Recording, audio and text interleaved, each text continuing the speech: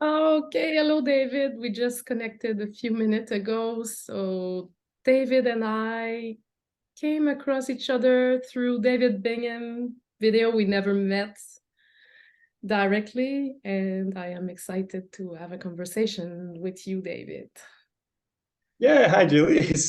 It feels like we were just saying, just when we connected, it's so amazing that I feel like I've known you forever, and yet Nice we to just meet met 10 you. minutes ago. I was saying the same thing. Oh, it's intimate and so joyful to meet you through this circumstance, this realization of our true being. That's right. It's amazing, isn't it? How we're all so intimately connected Yes, yes, in essence. yes. And through your conversation with Corina that I've watched last week, I heard you speak Hmm. on you did a Facebook conversation, live conversation. Hmm. And there was like a thin veil that dropped for me that I was telling you just before we started talking about the collapse of the distance. Hmm. So I knew that I'm never gonna get over there in my direct experience that the body Yeah. is moving, I'm still, my being is still, and there is no over there in reality. We're always here. Hmm. But then when you were speaking with Karina, you asked a question about you were doing this exercise that David Bingham had us do, which is very, very powerful when he mentioned observe that everything comes effortlessly. Hmm. Everything is seen effortlessly, and it's not seen necessarily through the mind. It's Hmm. directly seen. And then you Hmm. ask the question, at what distance is it from yourself? Hmm. And I don't remember the exact word, but for me, that was like immediate. And Yes. that collapsed this veil of, there was still a little something in between. In between And that was the very, very powerful. It feels yeah. it's right in my face, like everything is right there. There's a Yes. different Yes. lens of You are. perception. Yes, you are that. Yeah. Now I see that you've gone into the dark. Oh, have I? Yes, Okay. you have. Let me take myself out of the. Oh, yes, I have. Oh, considerably into the dark. Okay. Yes, it's the sunlight is coming and going outside my window here. So um, I will see if I can. Just give me a second. That's better. Ah, okay. Is that better? Yes, it is. Okay. Good. Yes, yes, great. Yes, Yes. it's unusual we have sun in Scotland. You're lucky today that we have it. So that So, that um, that hmm, did. It's also made it obvious that it's all reversed, that we really right. are the space and Yeah, that's right. everything is in mind or outside. There is no Yes. inside. Yes, it was it's something that really stuck with me since, self-realization happened for me.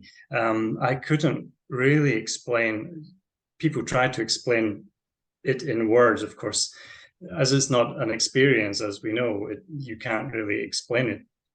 All I could do was this action. So, and You I've are heard not. somebody, yeah, I've heard some people try to say, like, somebody described that as the background becomes the foreground and the foreground becomes the background. But because we're constantly identifying as the person, um, as the body mind, then we are playing this game of being the body mind, and that pretending that there are three dimensions in this world, well, four including time, um, and that there's things that are at particular distance from you because you feel separate. Um, But that exercise that you're referring to is a really good way to really point to the fact that things appear in actual fact. Things do not appear at distance. We have invented distance in our mind. So for people that are maybe listening to this for the first time, it's really what you can do to recognize this is to just pick an object that's in the distance. So it could be something in your room, maybe 3 or 4 meters away, or if it's something outside the window, maybe 20, 30 meters away. And your mind will describe it as 3 meters away or 4 meters away. But if you just sit very still and observe it in awareness, be aware of that object without engaging the mind, and then you can ask the question, at what distance does it appear in consciousness? And without engaging the mind, you recognize that everything we're observing appears at 0 distance in consciousness. Everything is that intimate, even things that are in the apparent distance, miles away, actually appear at 0 distance in consciousness. In other words, we are that we are observing. And that can be quite powerful, I think, and as you say. And then from there, recognizing that, there's still maybe a tendency that we can't really recognize ourself. We're still recognizing objects, and we're like, oh, okay, there's an object which appears at 0 distance in consciousness. But then if you ask, well, from this 0 distance in consciousness, how far is it to myself? And then again, it can be very powerful in just pointing to that which you already are. Yes. Because everybody is stepping outside their front door. Everybody's already home. Yet they're constantly taking just that one step. Even, people that are involved in spiritual practices and doing meditation and all this kind of doing, however gross or subtle it may be, every doing takes you away from that which you are, that you already are. It's like you just constantly take that one step outside your door. Yeah. But all you need to do is just recognize that you're already home. Yeah. There's nowhere to go. Yeah. And let that discovery expand. Yes. There is in my integration, if we speak about the relative experience and the perception, the shift in perception, it kind of slowly expanded. So I knew I was not going anywhere. I knew like I'm always here. My being is always here. My being is unchanged. Yes. And this expand as there is it feels like there is a curiosity. And something opens more. So, but it's very different for everyone. So I can't say, but in my story, there was no spiritual seeking. So I didn't. So, but there was a lot of seeking. There was seeking through experience, seeking through relationship, purpose, looking for why am I here? What's the purpose? Am I at the right place? Something's wrong. Something feels wrong. Which is actually spiritual seeking, just not officially. But it is, yes, but it's yes, not through. Right. Yes, exactly. I'm glad you point this out. It is, but it's not through reading about spirituality. It was not done through that. But yes, it is. So, and then through acquisition and relationship, there was a point where it didn't make sense that I was not happy because I have all of this. I have a good relationship. I have a security. I have a career. I have, like, it felt like I had everything. Yes. But I wasn't happy. So it doesn't make sense. Then it starts to feel like something is really not right here. Yes. Yes. It's Yeah, we have this. obvious that it doesn't make sense to be unhappy. Yeah. Yeah, we have this deep down, knowing that, we should be happy. Why? Because happiness is our true nature.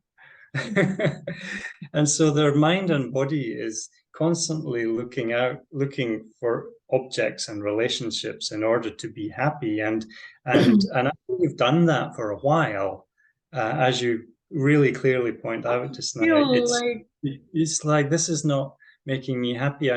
And so it's like multimillionaires and multi-billionaires. If money was the source of happiness, then all these people should be the happiest people in the world.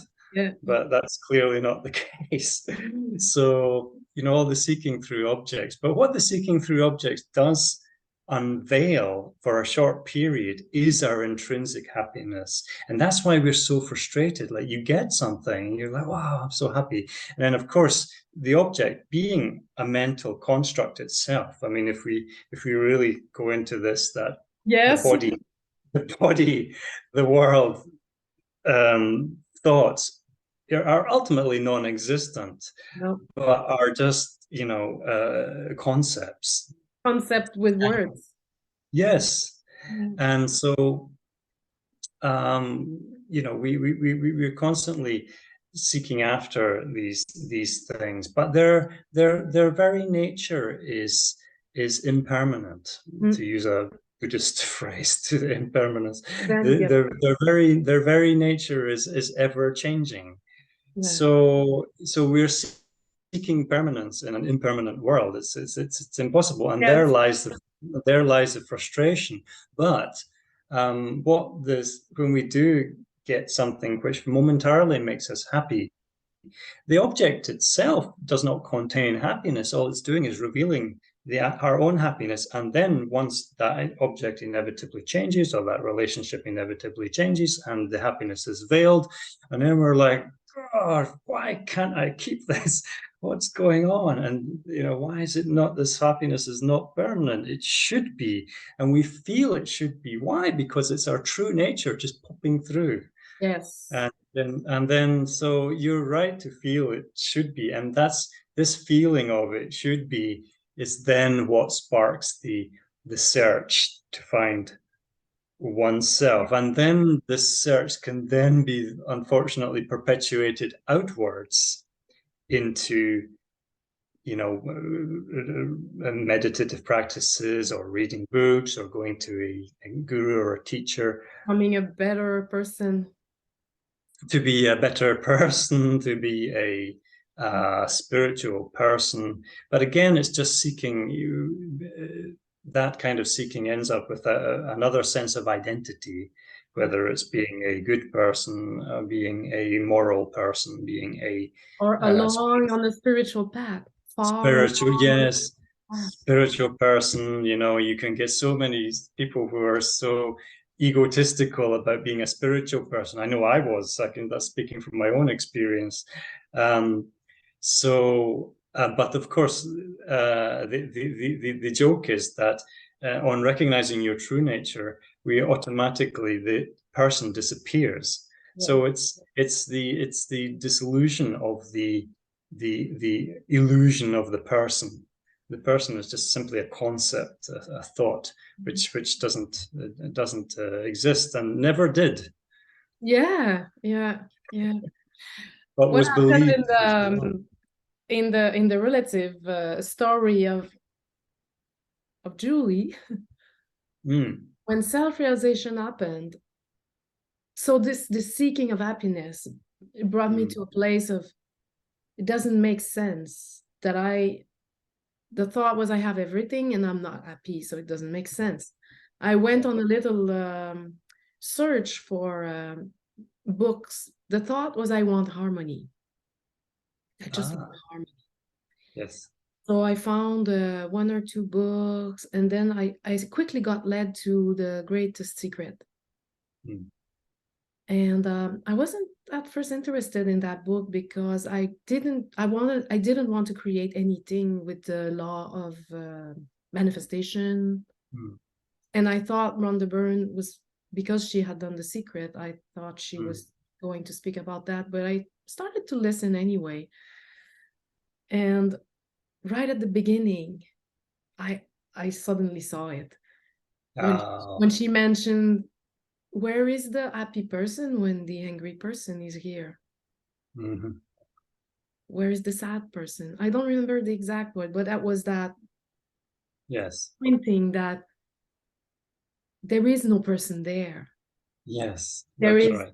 there is feeling appearing or sensation, and there, then I saw it. I can't find the Mm. me. I can't find it. It's not a solid entity. Yes. It doesn't exist. The person never exists.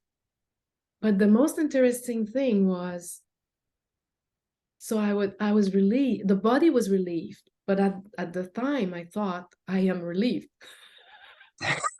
Yeah. So I was like, oh, I'm not going anywhere. I'm not doing anything. So that was the Uh-huh. realization that we are still pristine, never unchanged, never nothing Yes. touched Yeah. the being. And then after, the body was full of contracted energy, so there was a lot of relief.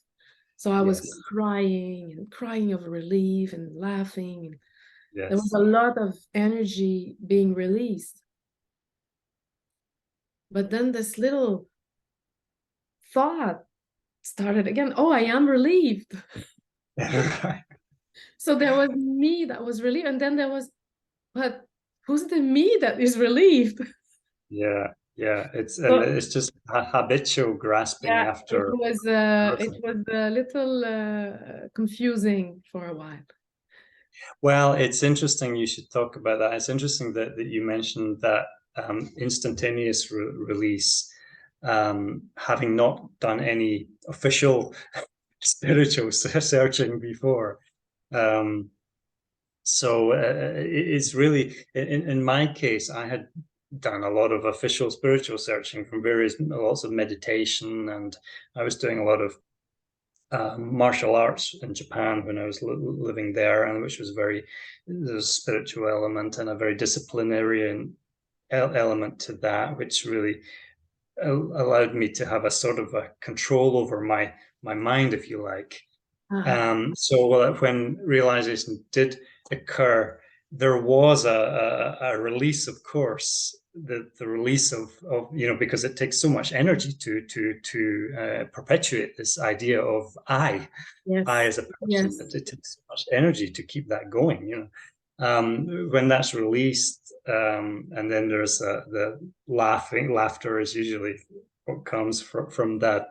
Um, but I had sort of quickly recognized, oh, right.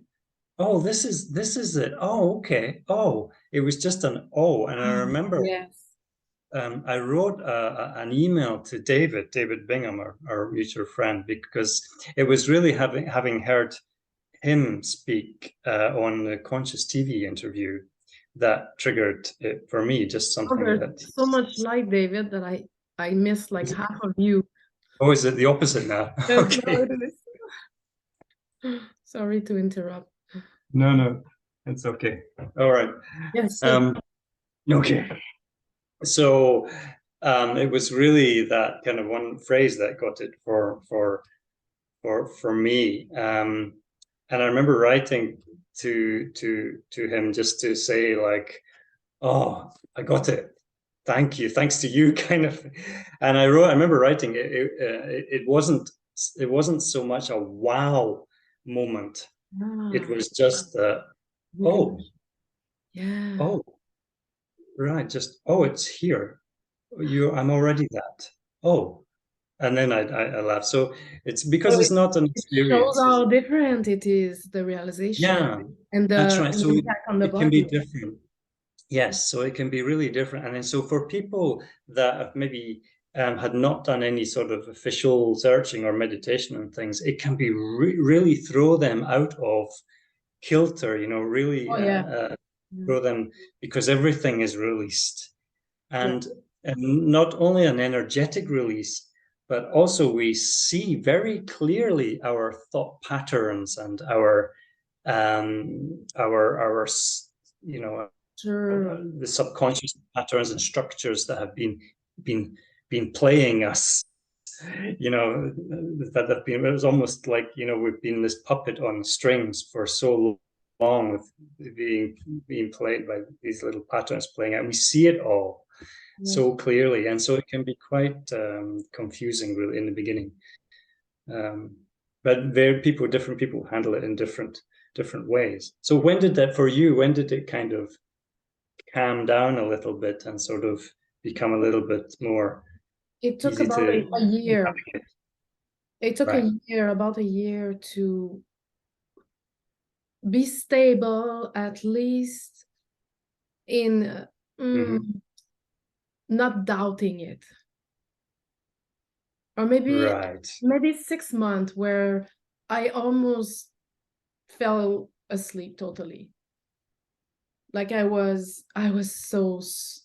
so much fear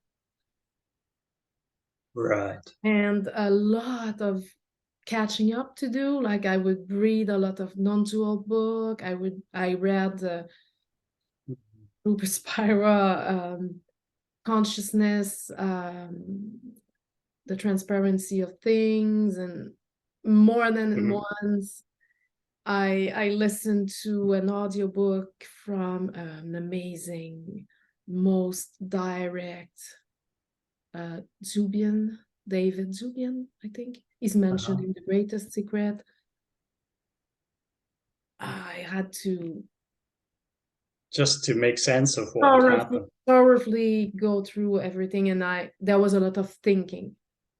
Yeah. A lot of thinking around this. Like the mind The was mind goes into overdrive, doesn't it? overdrive, yeah, until at one point there was an exhaustion of it. Like there was an exhaustion of the mind, and it felt exhausting, but it couldn't be hidden because I said I'm not going anywhere and I'm not doing anything. I had to Mhm. trace my way back. What does that mean? Because those words came out of this mouth. Yes. Yes. And it felt like in my journey, in the relative journey of integration, it felt like the mind was seen through first, but there Hmm. was still an identification with the body. Yeah. And so at first there was this just realization, there is awareness of emotion, awareness of thought, awareness of object. Mm. And you've mentioned that it came for you a few years before, I think, that you realized, oh, there is awareness of. So there was a possibility I was really innocent and very curious. So I Mm. would just do what was mentioned in the book. Hmm. Rhonda said to practice the welcoming. So I would just Hmm. sit with any energy, any energetic contraction, and I would just let it move in the body. Hmm. Hmm. And that was really, really helpful, because if the energy that was contracted, it feels for me that it was keeping the body illusion, that the illusion of the Yeah. solidity of the body. And I did have to go to inquiry deeper, maybe because in my human experience, there was trauma. When I was young, I wasn't, there was no abuse, but there was neglect. And I did experience fear for survival when I was very, very young. Mm. And I had to go through in inquiry with the deeper contracted energy. But I Mm. did it really after 6 months, there was stability. Okay, it's not going anywhere. It's Mm. always here. The Mm. mind can throw like a lot, and it doesn't change anything. My being Mm. is unchanged. So that was a turning point in the Yes. being more stable in knowing. Yes. From there, everything that I was led by intuition to what I needed, so I went. Mm-hmm. And there was never a forgetting that Mm. there was the stable foundation, but there was still a sense of separation, but it dissolved through releasing the contraction in the body. That's how I can make sense or bring words to it. If we are to make a Yes. story of it, that's how it feels. And Yeah. and and with releasing the deeper contraction, and I started to feel the body is an empty resonance box. Right. It's like an instrument. It's like a violin. It's a box Mm-hmm. in which there is, it will tune in vibration Mm-hmm. or even dissipate vibration. Yeah. It's interesting that you know, the integration process really, people deal with that in different ways, but really the key to it is the non-identification with what is going on in the body mind, because you've constantly been identifying with it, you know, as you mentioned, traumas that have happened. Yes. But there's a kind of really a sort of, people believe that in order to, you need to keep, you know, healing and going Yeah. into all these things, and you have to heal and heal this and heal that. So long as you believe there's something to be healed, then it will continually perpetuate, and you just keep it going. Yeah. But really, it sounds very simple, and it's, one has to be careful how you phrase it, because people can misunderstand that I'm being glib, and I'm not taking people's traumas seriously. But it's really profoundly important to stay as the awareness and just notice that all of those apparent traumas or events that occurred are just thoughts. Yeah. They didn't appear, they didn't happen to anyone. If you can say that they just are part of the character of Yeah. Julie, Yeah. I would part say of that Julie's story, part of the and character. Yeah. they don't belong to the infinite being. They don't belong to your true nature. No.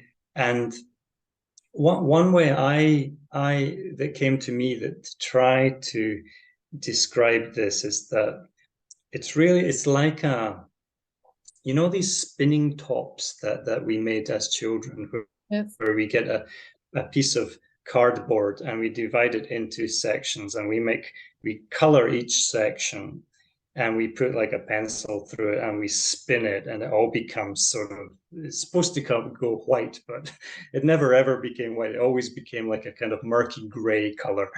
But nonetheless, if we imagine that each of these colors is one of your um, events or traumas that happened. So it could have been, as you say, neglect or some bullying at school or something, all these things that we believe happened to us. And because we identify with those things and we say, that's me, it's almost like we keep this top spinning, and it just goes and it spins. And so we don't see all these things. We've chosen to ignore them over the years. But because we still subconsciously identify with that as being me, it's constantly kept spinning. But when we recognize ourselves as the infinite being and our true nature is revealed, and we recognize that, well, there's no person at all, and suddenly there's a disconnect. We disconnect from that. The identification stops. We write, oh no, this is who what I really am. I really am infinite consciousness. I never was a character. And then it's cut. And for some people, this spinning top can come to a Continue. dead stop, I'll continue for a while. or it can slow. Yeah. It really depends on, in these cases, different. Sometimes when it comes to a dead stop, what happens? All of those events that you were trying to ignore suddenly becomes so clear, and we go, oh my God. But there's really nothing to be afraid of, because it's No, just they're nothing. just they're just thoughts. They don't belong to, and because you are aware of them, you are not them. They belong to the character. Yeah. And so it's this constantly, so whenever these things come up, we just allow them to come up, and it's just part of the story of Julie. And there's nothing wrong with it. It's not what you are in essence. Yeah. Yeah. But what I like is the possibility to grow, that the character can grow in the relative experience, and that Yes, it's never denying the character. In a sense, it's embracing and supporting the character in the yes, journey, in the human experience. yes, yes. Because some people do. So I mean, so many amazing people take their trauma that they've had and use it to then help others, and that's a kind of an evolution of the character. yeah. The character can constantly, incarnate into different versions of itself as it grows and changes. Um, and what is beautiful is when we recognizing ourselves as the infinite being, and then the character comes into alignment with that recognition. It's not evolving based on ideas and concepts that are picked up from the outside No, world or from other exactly. That's a characters. major difference. Yes, that's the Yeah, major it's difference evolving. Yeah, it's from the evolving stable from foundation of neutral and correct. improvement. From the, Correct. it gives the foundation to support. Yeah, Yes. it's not taking on new belief that when I will be ill, then I will be self-realized. None of it. And that's how it Yes. was unfolding when I mentioned that there was a journey to release some contracted energy, Mm. but there was a non-journey at the same time of being home Yeah. and resting home.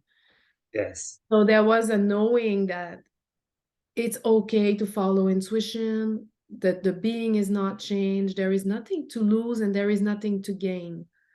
Mm. And if something feels right, to move towards it, but without creating a story that now I'm doing this, and when this is done, I'm gonna get there, because there is nowhere Yes. to go and there is nowhere, nothing to get or nothing to lose. There is just still unmoving infinite beingness Yes. Yes. That's right. And in, when we in rest in which that, movement can still mm. happen. So it feels more like really integrated. The character is allowed to, be feel irritation. Yes. Yes. Yes. In my experience, there is sometimes like the body is tired, and I'm like, I'm tired. I want to go home. Yes, I noticed that. I was It's, driving my car. I was it's driving my car earlier today, and somebody jumped out in front of me. I had to slow down on the street, and I was like, "What are you doing?" So there's still, there's all of that, but everything is just allowed to be. yeah, But there's also within that a beautiful refinement, as we had a little private exchange of texts yesterday or the day before, where we were using this word refinement, yes, and it's such a great word, because it's really like that. It's just we because everything is so clear, including all our patterns, or the characters of the pattern, and the flaws and the idiosyncrasies of the character. um, then we can see some of it as funny. We can see some of it as, we feel like, oh, that's not good, like today yes, when the guy you jumped can. out, Let me and I just step went, back here. yeah. And so I Really? mean, we have that choice. So, like if a guy cuts me off tomorrow, I will probably try not to get annoyed, but I can't guarantee. But there's that little, there's that freedom of to say, well, it's probably best not to, shout. So just, you can change that. Yeah. There's that freedom because there's no identification with the thought, and it's the thought that the identification with thought which keeps us limited and keeps us bound, keeps us constricted. Yeah. And so it's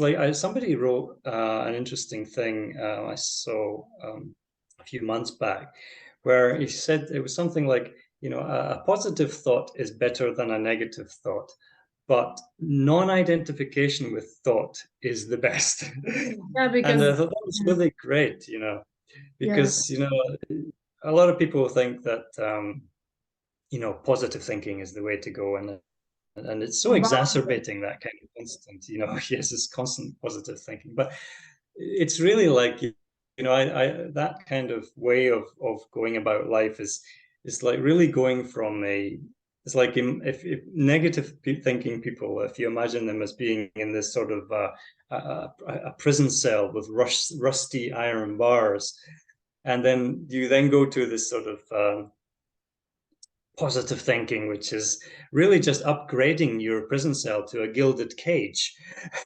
You're still trapped yeah, within the concepts of your yeah, mind. yeah, And so the key is the non-identification, and to recognize that you're not trapped. You never were trapped. You're actually infinite being, and therefore you're total freedom.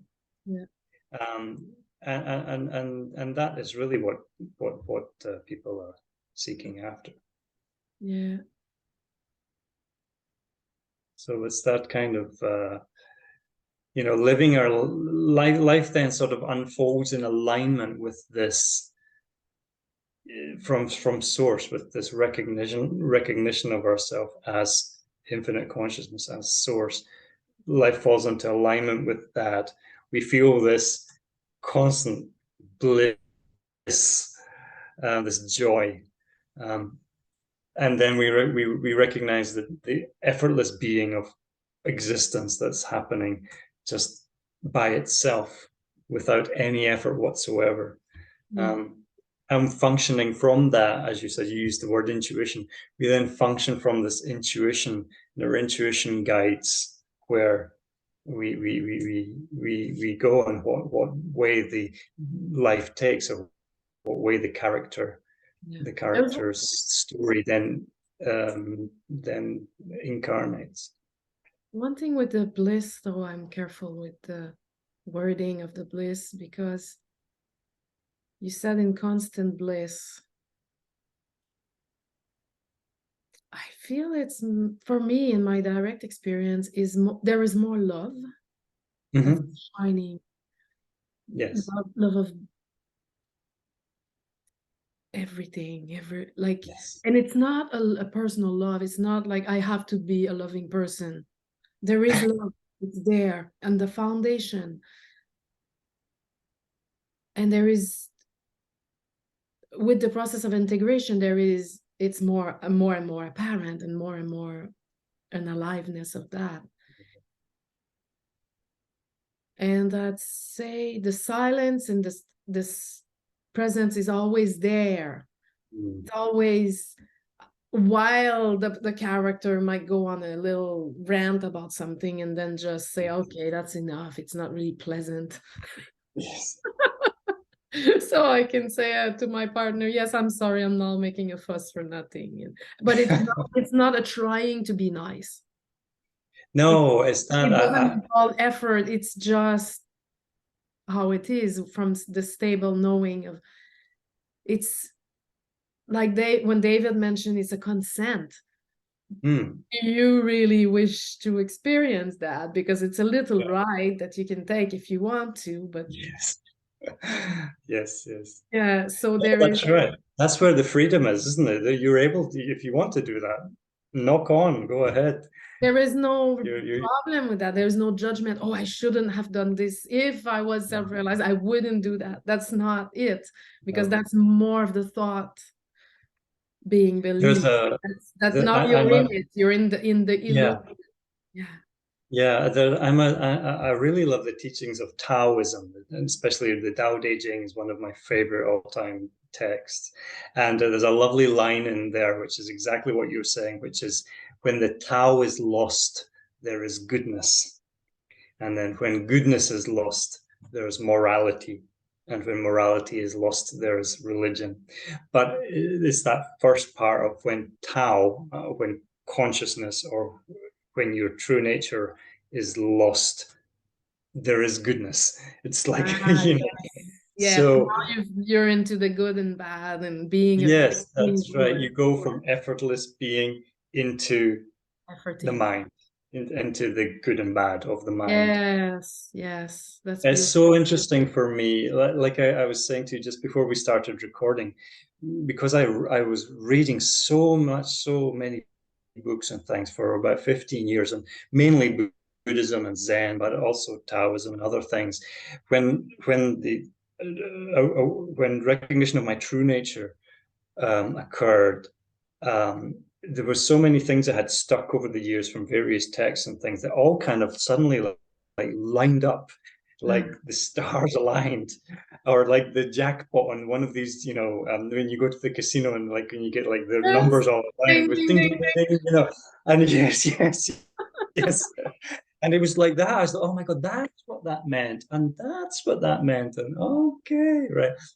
And it was funny like that. But that was a big one for me, because most people, as you rightly say, are caught up in this. I must be a good person. I must be a nice person. And no, the whole idea is that you recognize that there is no person. And then the life flows in alignment with the Tao. Life flows in alignment with your true nature. And yeah, that's all there is. There's all there is. And then the goal of life is simply to live. yeah, yeah, yeah. It's the Yeah. recognition that it's already here, so it's never gonna be found. Yes, yes. And that's right. And that's where, going back to the thing, the little exercise you pointed out at the beginning about the collapsing of the distance, is that you already are that. What you're looking for, you're looking as. It's you already that. Yeah. And it can be frustrating though, to keep saying that to people who are seeking, like you already are that. You know, you don't need to do anything, you know. But it's more of a, it's why these little sort of point ways of pointing can be very, very useful. That's all it is. It's just pointing to a destination. It's like somebody comes up to you in the street and says, "Excuse me, how do I get to such and such a place?" And you say, "Oh yeah, it's just go there, turn left, turn right, and there you are." And they'll say thank you, and you say, "Okay," and you're welcome, and you go about your day. They go off, and it's as simple as that. There's no, for you, there's no ego and I told them how to get to the destination, you know. I'm so proud of myself. There's none of that. Yeah. And non-dual pointing is the same. It's just, but the paradox is that you're pointing to a destination that they have already arrived at. Mm.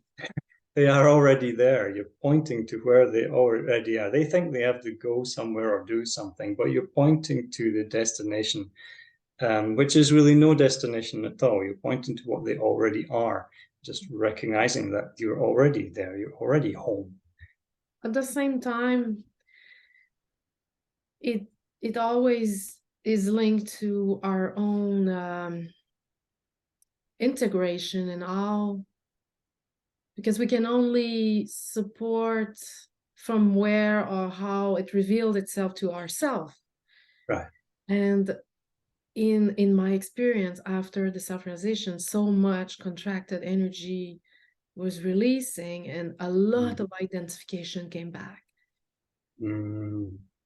And the need to be Pulling back. understood, the need to be seen. There was like fear of staying stuck in there and between non-dual and dual, and I was glad to find people that Yes.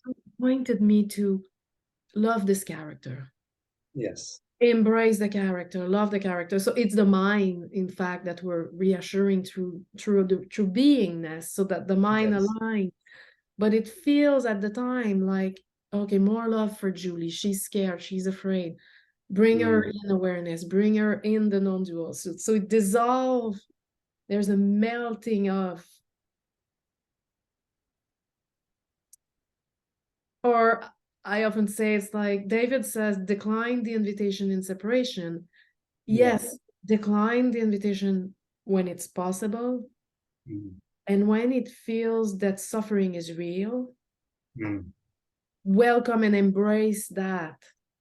Yeah. Or the tantric approach to so that it loses the apparent fear that it can do anything to our being. It can't.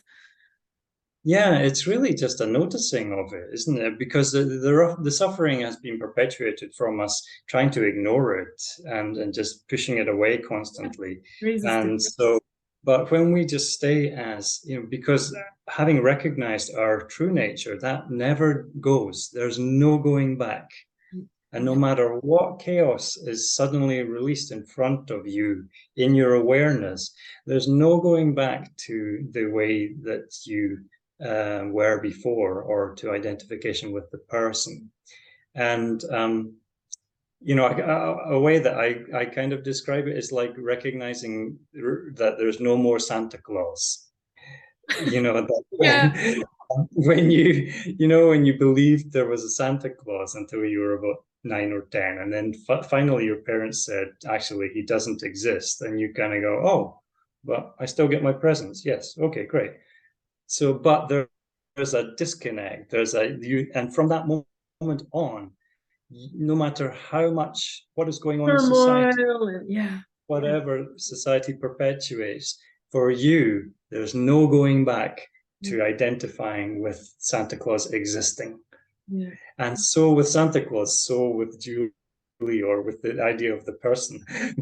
So it's a kind of a lighter example, but it's just the idea rings true that no matter what's going on, there's no going back. So we can just remain as the effortless being, remain as the infinite, our infinite nature, and just notice what is going on, not engaging with it in any way, but just notice it. And in that, even if there's engagement, I'd say lose the fear that engaging is a problem. Right. Yeah, It's because even if there is an engagement that I have to go in the character to feel and reveal the pain. What would it say if it had words, this energy? Even if there is an engagement, there is never, it's never a problem. It's not dangerous. It's okay if it feels right to do so, but don't to not perpetuate a belief that this has to be how it's done. There is no this has to be, or no. And that's why the really functioning from our body of wisdom, from our intuition is so powerful, because we start to trust that, and we start to feel, it doesn't matter what worked for other people, and everybody's going through, a different thing. And all that you can really do is continually come back to your true nature, and what does my intuition tell me is the best way to handle this. And the more and more you do that, the more you recognize, and you disconnect, and you don't engage with whatever is coming up, and you recognize that not only the body is Julie, but also all the ideas and concepts and flaws and traumas and everything, all of that all together. It's like a Jenga tower of blocks, and all these little blocks have been stacked together in this rather precarious structure, which is called Julie, the me. But it's just a pile of concepts. And so, even though, it can seem overwhelming, or the energy release, or all these things can, because we have come face to face in the clarity of consciousness, we see these patterns, but we're not that. We are an infinite being. So it's really, it's just constantly coming back gently, gently, gently. Sit still, be still, and don't engage with it. Don't identify with it.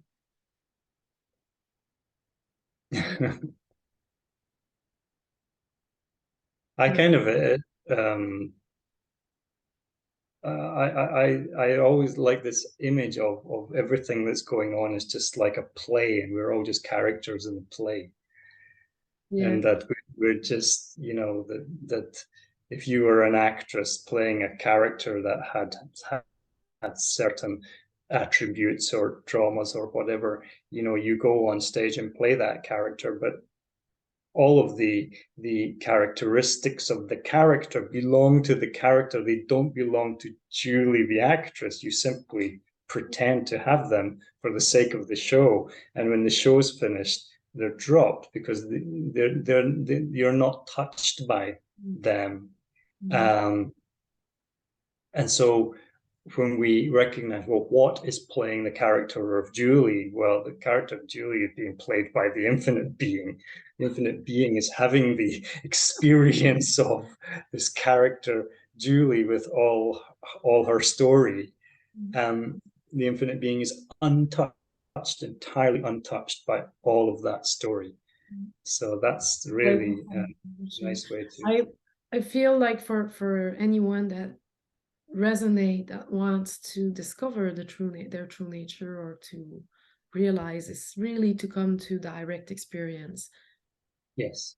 of, I'm here, there's always now, and Yes. my being is always the same. So even if it meant to check it out, a few times a day, at first I would just be, okay, am I aware? Oh, yes, it's still here. Awareness is still here. Is it changed? It's not changed. It's the same. So the Yes. mind would Has draw. awareness disappeared? No, awareness has not disappeared yet. Yeah. And I just went with it really innocently. And it didn't take too long that Yeah. it became stable. And the Yeah, knowing. it's just a little habit, isn't it? It's just almost getting into a new habit. The old habit was identifying with the character, and it's Yeah. almost kind of getting into a sort of a new habit of just Yeah. being your true self, and just constantly, gently, just coming back to that, because that never, as you said beautifully just now, that never changes. You're always aware. You're aware right at this very moment. This very moment is all there is. There's only the present moment. There's no will I be aware tomorrow. You're always aware now. Yes. Awareness never disappears. There was I never. never found in any, when I do this, I will become we're already, it's just very, very simply, this awareness never changes. It's all. That's right. That's why there's nothing to. Yeah, that's why there's nothing to teach. Mm. There's nothing. There's only, it can be pointed at. We try to manipulate words in a way that points to this thing, but the only people must recognize it in their own experience, and that's why going into books and seeking and searching in that way can take you away Yeah, from the truth. sometimes it's okay too, if there is a, like, in this process of integration, there was the mind needed to understand. The mind, like, just Mm. wanted, what's happening? What now? Mm. Where is it? How can I be Yes. dethroned? Yes. Regarding integration, yes. I was referring to people seek before awakening, when people seek through books and that type of thing can keep you looking outwards. But yeah, during integration, absolutely.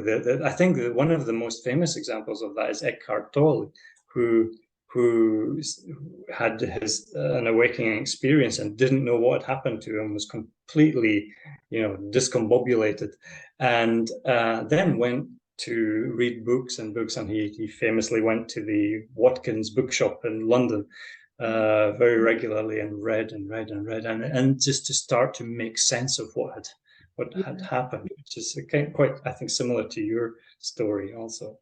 Yeah, it feels like then the mind says, okay. It comes in alignment.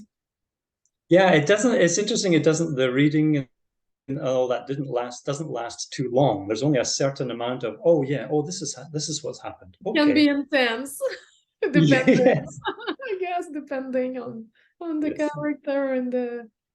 Yeah, I've it's not a walk in the park necessarily for, and it's interesting that a lot of people are really talking about this point now, this post-awakening integration, where um, it can really throw things really, I know people whose life has dramatically changed.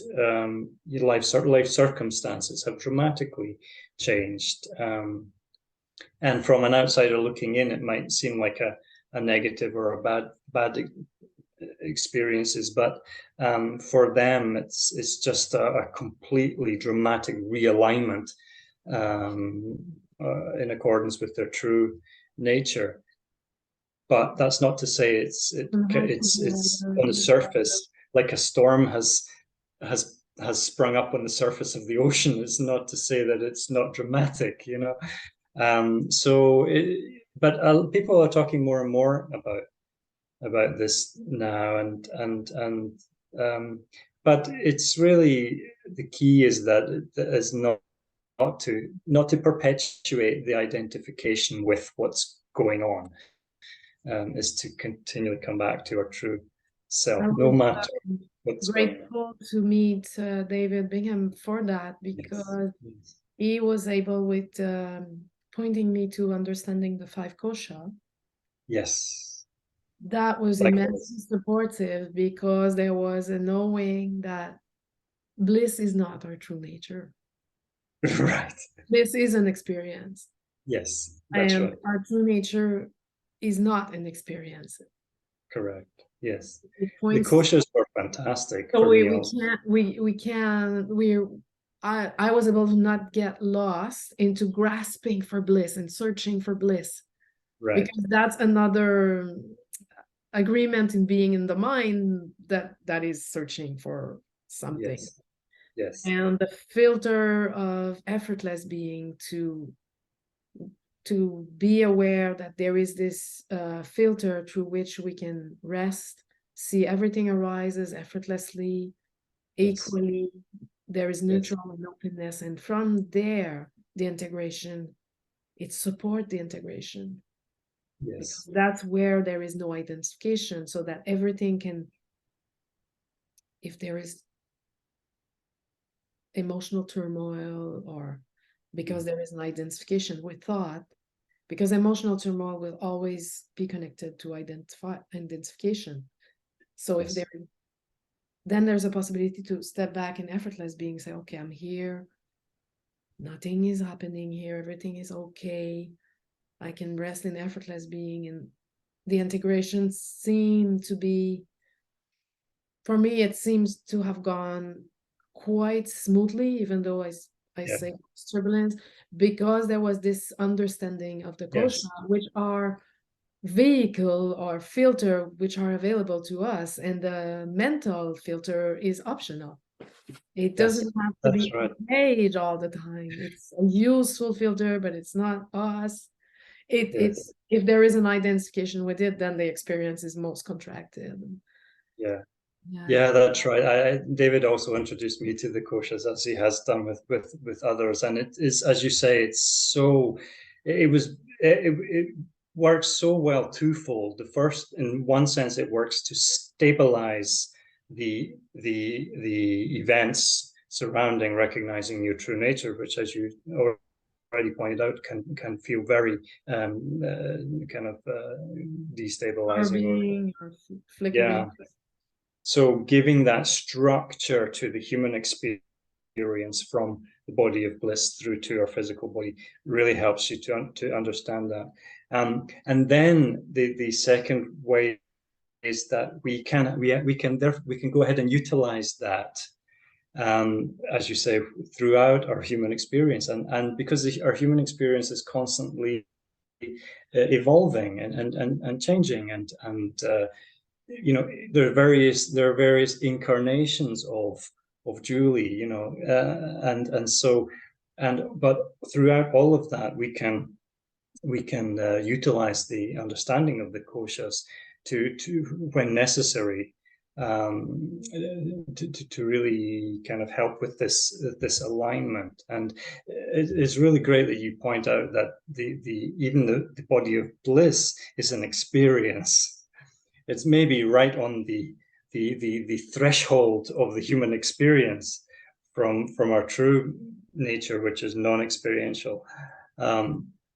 But still, it's something which is really, the body of bliss is not something that you can't just decide to tap into. It is there when identification with the mind is not. As soon as identification with mind is not, the body of bliss is revealed. But it's still a very, very subtle, but it's still an experience which we can choose to have. But this idea that you refer to of being able to utilize the koshas is so powerful and really helped me a lot as well, definitely. Yeah. Also, this understanding that they are often taught in reversed order. Yes. Which perpetuates the idea that we are a physical person trying to become blissful or being or find our being. Yes. We have to switch it around. We are already being. Yes. I really wanted to ask access. David about that. I really wanted to ask him if when, where, or maybe I don't know. I really wanted to ask him, like, how did he finally click that presenting it in the correct order of body of bliss first? How did he come to that? Because it's such a use, it's throughout all his teachings. I know he uses it for almost everybody, because it's so good. And I've wanted to ask him, like, when did that come as a realization that this is excellent teaching tool, whether it came naturally or whether someone had told him, or I don't know. I don't know, but it's so powerful, because as you say, it's normally they're presented from the physical body through, and then and this is the way that all this idea that we have to be healed, this is how it's perpetuated from taking the stand of being the physical body, and then we have to look at our emotions, and we have to look at our thoughts, and we have to dredge them all up from the depths of our subconscious and deal with them and all of that, and that's what's their entire wellness industries are founded on this idea that there are broken people that need to be fixed. But of course, you're not broken. You've never been broken. You are the infinite being. So coming from that, from the only source of our true nature, and through the koshas from bliss. Say in my direct experience is that because there was, what I could feel is I know my true nature, but there is still an energy that was perpetuating my body. Like, I need to do something. I have to do something. Yeah. This energy was, so it's an identification. And it for me, it wasn't possible to, well, I could have sat with it for a long time. Yeah. It would have probably just eroded itself. But I decided to go into inquiry. Where is this coming from? And I did go into the character story and the Julie as a child, being left alone, being in fear. And I just embraced that. And as this energy release, I would have drought of sadness, huge wave. But as they released, less and less identification was possible. And the body literally felt like decontracting, returning to the natural state of expansion. But expansion is natural, so contraction is efforting. Yes. There seemed in me, there was a place where I had to put a little effort to go into character and reveal what's here. But it's not, it was never a belief that this has to be perpetuated and it's never going to end. It was more like, what is here now, really? and from Yeah. discerning. Can I Yeah. decline invitation and all is well? And if it doesn't feel right, there was discernment to say, yeah, but I wish. But Hmm. there was still this Yeah. But then identification going was into still it, happening. I could see that identification was still happening, and I knew it wasn't my true self. So that mm, my true nature is stable, silent, yes. but there was like a contracted energy in the body that I had to unravel. So I went in the character without fear that this Hmm. is wrong or that this has to be done, and without also a story that everyone has to do this. You know, Yeah. there is no That. story about it. There was just, this is here. Let's see what can Yeah. be Yeah. done to release something. And I'm glad I did this, because if I resisted that, I would still be in contracting energy of resisting something. And But what's interesting about that is that it came from effortless being. it This is feeling of I need to do that. It came from a exactly, different place. It came from intuition. exactly. Oh, I Not can from a person point of view, not from I have to. It was more yeah, wisdom, discerning. yes, Is this that's true? right. And because I can tell, even by the way you describe it, I can tell that you went into it with great compassion, with great Yes. love, because you came from the source and it came from intuition, and Yes. so it was completely full of compassion. When you looked at the Unconditional story of love. Julie, Yeah. yeah, it was full of that. When you looked at the story of Julie, you looked at it from with compassionate eyes, and that was an entirely different experience of Approach. doing. It's approaching it from the stable ground of Yeah, unconditional this, love and curiosity, but no story around it. Not no yes, new belief, no new identity. This and if it is here now, if and what feels true. So it revealed like more stillness, more stability, more love, more joy. So that, yeah. but it's for anyone to base their alignment with intuition.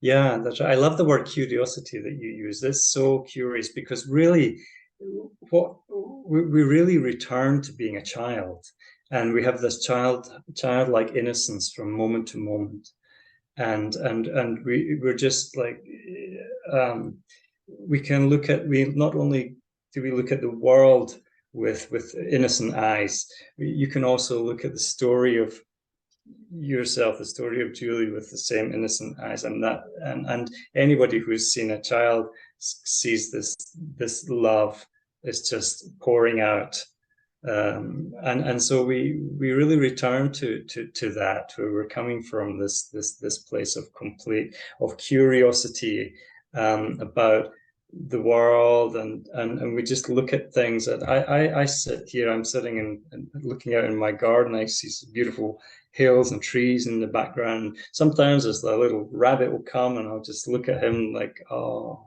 just such love for this rabbit, or a bird, or anything, or just when animals appear, I just feel like a child again, looking at these things, and so what you're saying about going into the character story with that same curiosity, that same love and compassion, is an entirely different way of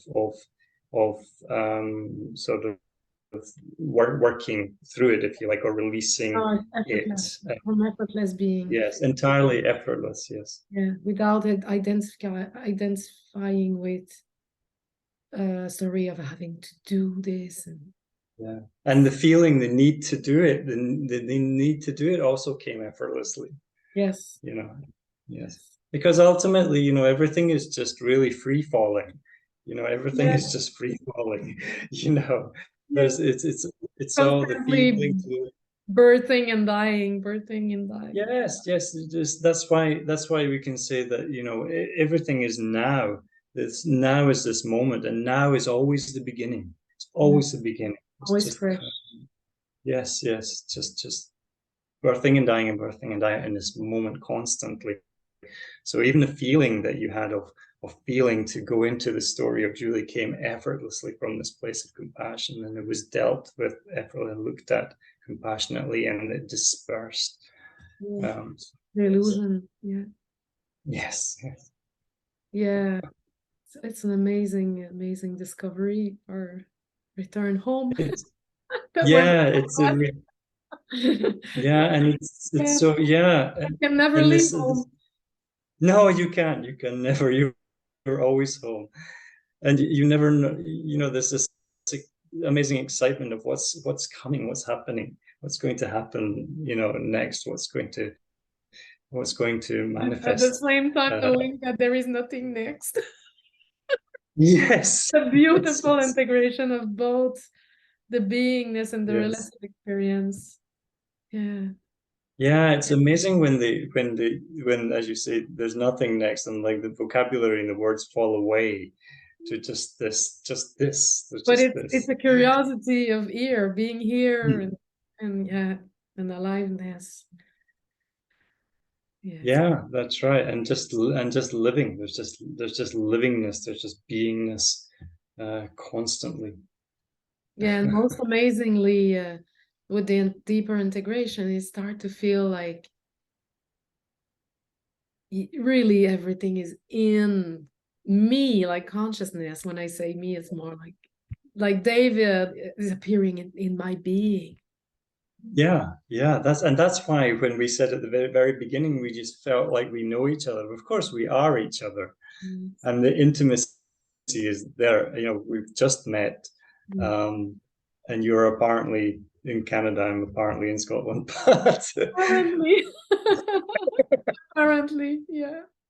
but it's yeah, there's this knowing that you're home, but at the same time not saying, not there's no feeling of I have arrived or I am. No, yeah, There's this yeah, there's this no feeling of oh I've got it, that's it. It's what do you have? What have you got? Nothing. There's nothing to get. There's nothing to grasp hold of. You cannot grasp hold of anything. yeah, And this is where it just dies away into yes, to that. yes, yeah, Yeah. yeah, Amazing. It's amazing to talk to you about these things, to discuss this kind of I love this kind of interaction. It's really it's so yes. beautiful. As you were But, speaking, the any arriving is the mind. If there mm, was an arrival, that would be the mind. When the mind says, "Oh, I am self-realized. I'm happy now," yes, yes, and yes. or I'm not self-realized and I'm not happy. That's again, that's still just Yeah, in a that's sense, right. there is And no self-realization in a sense that's it's not an arrival, it's the realizing there is no arrival and yeah, there is no place to go, there is nothing to get, there is no meaning, there is just yeah. Just, expression and yeah, there's just the ever expression. spontaneity everywhere, and it always was this way. It always Yeah, was. But there was that's an right. It's overlay of thought that created a narrative, an yeah, overlay or an after, like I like to call this a replay. It's yeah, yeah. playing it in a low version. And Uh-huh. I love when David points, it's like you're watching a bad movie and you don't feel so good. Yeah, So the replay is just a replay that is putting words on nothing, that is just yeah, creating something where there is just yeah, spontaneity, there's just aliveness and life and beauty. yeah. It's for me. It was I said that there were some things I had read or come across over the years that suddenly made sense, and one of them because I was living in Japan for almost 20 years, I was heavily influenced by Zen, and in Zen Buddhism there's a series of very famous pictures called the 10 ox herding pictures, and they are representing this little boy's journey towards enlightenment. And the idea is that he's looking for his ox, and the ox represents enlightenment. He's lost his ox, he's looking for it. And you go through this series of 10 pictures. And it's so interesting that I've talked a little bit in other conversations with people about the last three, 8, 9, and 10. But just before that, there's a picture of him where he recognizes there's the self-realization.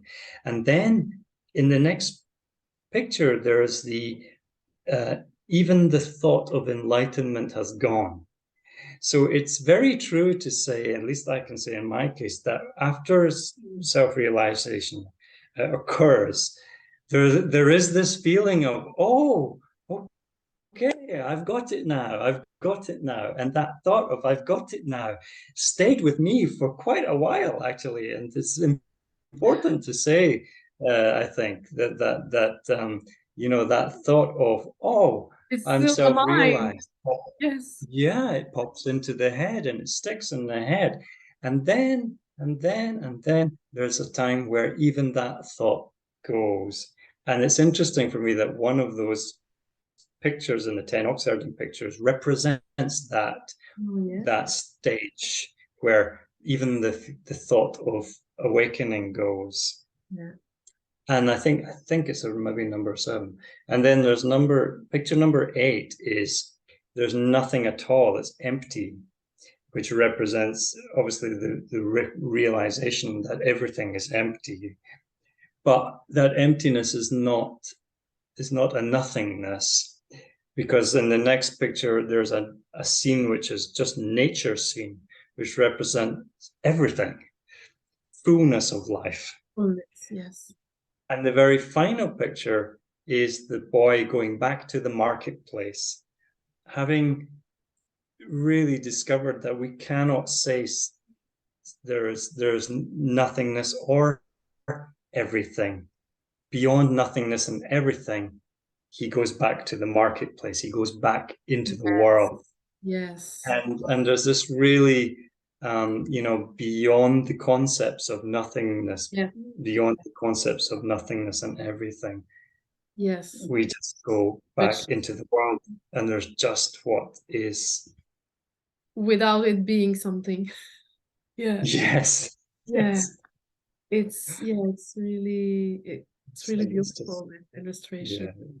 Yeah, it is. It is. There is it seems in integration sometimes a place where I've heard a few people, and I went there myself, where the mind came along and said, it's meaningful. It's meaningless, it would say. It's meaningless, it's boring, and there's nothing, and that's the concept of nothing. Yeah, that's right. And people can get sucked into that nothingness. That's the mind that says, you know, it's really boring, there is nothing. And that's something I had to go, like, kind of went through, or the body mind went through. And the integration brings you to the place where it's not the concept of nothing, it's just, there's no word, it's just, yes, just this. it's not something nor nothing. Yeah. And it's normal that it takes time. If a person self-realized just now, to come back to, okay, there is awareness of emotion, awareness of thought. It's okay that there is this. At first, there was clearly for me still a sense of separation and the awareness of something, but it's okay to let that integrate, learn about resting in beingness. It unfolds to less and less of a sense of separation. Yes. And in this constant, going back to your word refinement, there's all the time there's this constant refining, which in itself is so beautiful, you know. And even, you know, even yesterday I was talking to a friend. I noticed some pattern which I'd been perpetuating, and I just thought, oh wow, yeah, that's still going on. Okay, all right. And then you can just refine that. You know, there's this constant we're never there. We've never No. arrived. Yeah. Just Yeah. is constantly unfolding. This Probably. experience of being David is constantly unfolding within infinite being. Yes. Yes. Yeah, It reveals itself more and more. yeah, yeah. Wow. Wow, that's. I think I think it's we've come to a nice place a nice full circle. a nice full circle, a nice place to And I leave know people. you do take one-on-one session if someone would like to be with you for non-dual pointer, which I feel are very powerful. Yes, if anybody feels that they resonated with anything that we talked about today, then yeah, people can get in touch. I have a website and I offer some sessions, so people can we We can do will that. post this on our YouTube channel. Yes, It yes. will be my first public conversation for Julie on her YouTube channel. Oh, is it? Oh, I'm honored to have been your Yeah, guest. this character is very shy. It doesn't look like it, but very shy, Oh. very like outgoing, joyful, and a love for people. That's in the character, Yes. Julie's character, but also reserved and shy. So there was like, Yes, in a very kind of, I think we're very similar in that respect. There's since the awakening, there's been a much more of a love and an ease with other people, but the character is still introverted and yeah, likes its yeah, own yes, space. yes, I like my little house here where to be yeah. by myself. I can go out into the world and interact, but coming back to my own I space, the very true, oh, yeah, maybe that's why we resonate. So, yeah, yeah. brilliant. Well, thank you very much for today. I really Well, enjoyed and it. I guess there was some intuition of having more integration Mm, uh, before speaking. So yeah, it yeah, comes from a stable and true place. yeah. I think it would be interesting if we do this again, maybe a few Will months down the line, and to talk about if what has any changes shifted and still, happened. yes. I'd love to do that. It's really Great. okay. Thank you, Julie. Thank you. I'm gonna stop the recording and then we can Oh, say goodbye to okay. if you want in some. Let's find this. Okay, find the button. Yeah.